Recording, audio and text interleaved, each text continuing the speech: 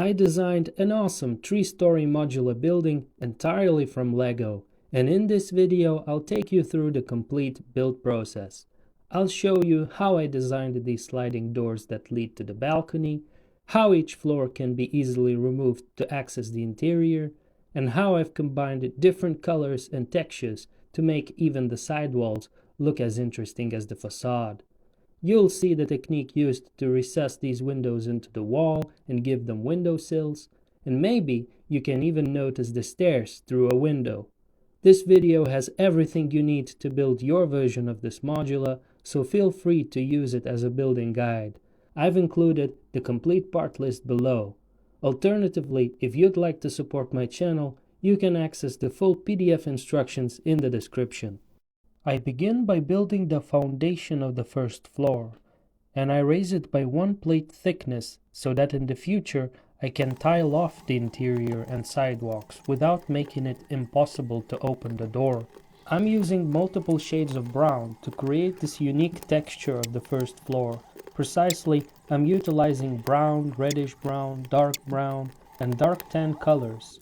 And then I'm also adding doors, windows, and tiles at the top, all in white color, which works great as an accent color and gives the first floor that chocolate feel. Here I'm constructing a small room which is designed to serve as a toilet for visitors. I've integrated studs into the walls to attach a toilet sign and maybe a poster. You'll see more places throughout the building where I've left studs on the walls to attach something.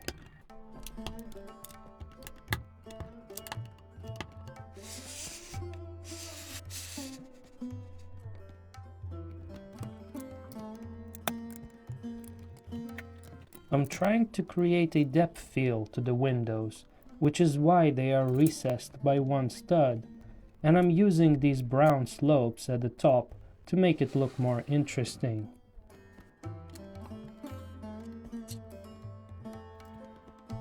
I'm using a different door for the back side of the building, which I think looks better as an entrance to the backyard.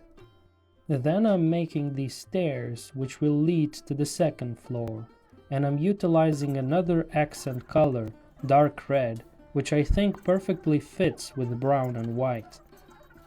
The stairs join with the building in 3 locations. At the bottom there, right there, and of these 2 studs. So it just slides in like that, and then you have to press it down there, there, and there, and that's it.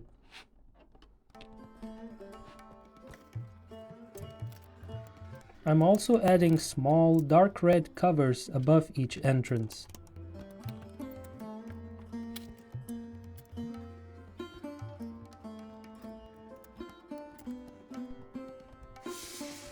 The entrances have to stand out in the dark, so I'm also adding lanterns.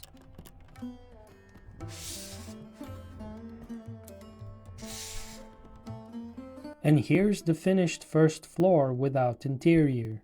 I will add the interior in a future update. Make sure to comment below what you think about the first floor and what I should turn it into. I'm thinking of a bakery, a chocolate shop, or a reception area for the lawyer's office above. Here I'm building the second floor, which has 2 separate closed rooms and a corridor that connects the stairs of the first and third floors. After the foundation, I'm constructing the facade and adding these decorated windows, which I'll show you in a second how to assemble.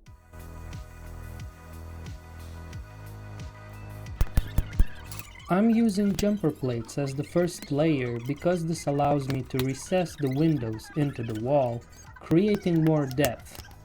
Furthermore, these jumper plates form the windowsills that I showed you in the introduction. Actually, you need to make 4 of these windows. 1 will be used on the back side.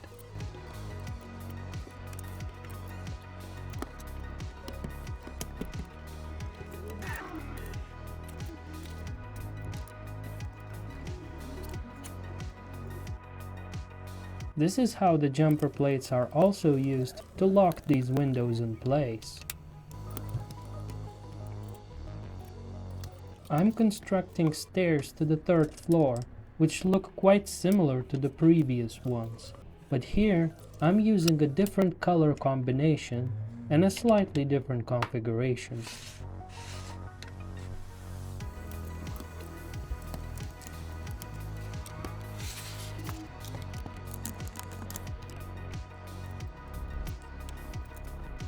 Now you're able to see the full layout of the second floor, with both rooms taking shape.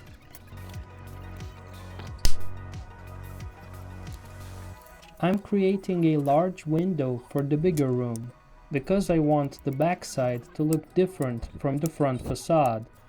However, I'm keeping the same style, so the building technique remains similar to the small window.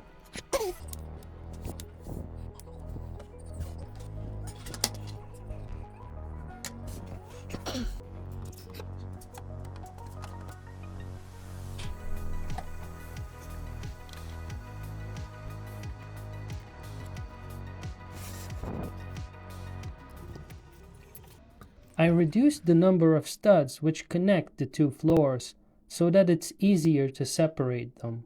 I think the two floors look great together. What do you guys think? Of course, the interior will be added later. Please comment below with your ideas for the interior of this building. My idea was to turn it into a lawyer's office, because of the red brick building style, which resembles British architecture. The third floor features a balcony, which is why the foundation has a different shape. As always, I'm starting with the facade, then I'm integrating an arch, which will be part of a large open room. The arch style is continued throughout the third floor. Even the windows are modified to include arches. You will need 4 windows like the one on the left, and only 1 window like the one on the right. The only difference is how they connect with the floor. I'm including a lot of dark brown plates into the sidewalls to create a unique texture. However, this is quite expensive, and I think that I will change this in the future update.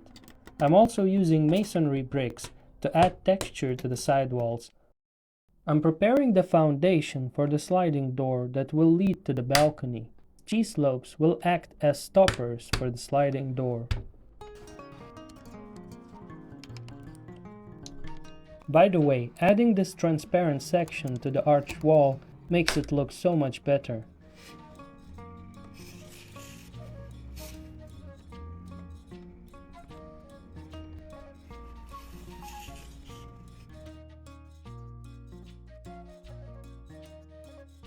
When it comes to the sliding door for the balcony, I give all the credit to the original designer who created this method.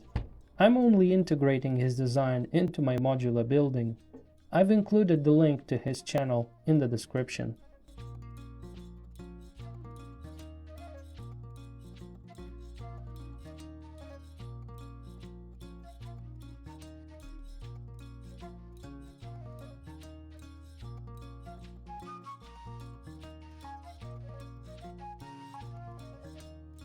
Here I'm constructing another small room, which is likely to become another toilet. For a building of this size, I think 1 toilet isn't enough. I'm separating the stairs with these fences to prevent the minifigures from tumbling down. Then, after building the last wall and testing the sliding doors, I'm adding the window, which, as I mentioned previously, has a different connection than the other 4.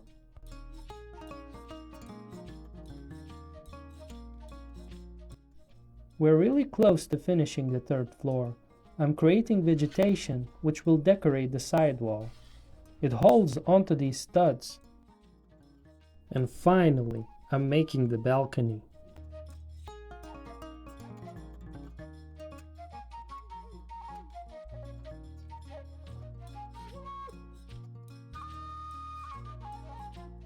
Notice how the stairs line up with the plate surface here.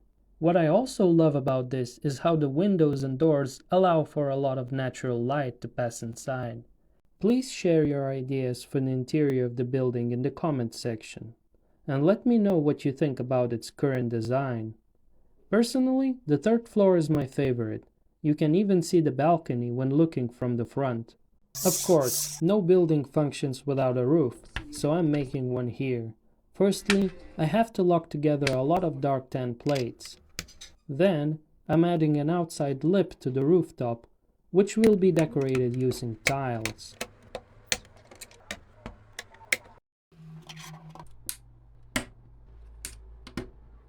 Here, I'm creating a gable pediment, which is a decorative element commonly found on the rooftops of classical European architecture.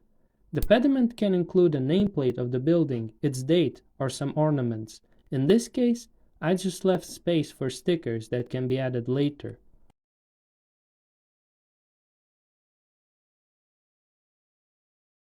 After tiling off each side, I'm adding slopes on all four corners of the roof, which help create a more grandiose feel to it.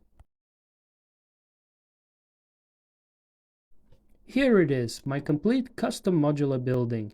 Comment down below what you think about it. It's my first custom design at this scale, and I've invested a lot of effort and money into building it, and into making this video and the building instructions. I hope that you enjoyed the video. If you did, then please leave a like and subscribe. Thank you, and I'll see you in the next one.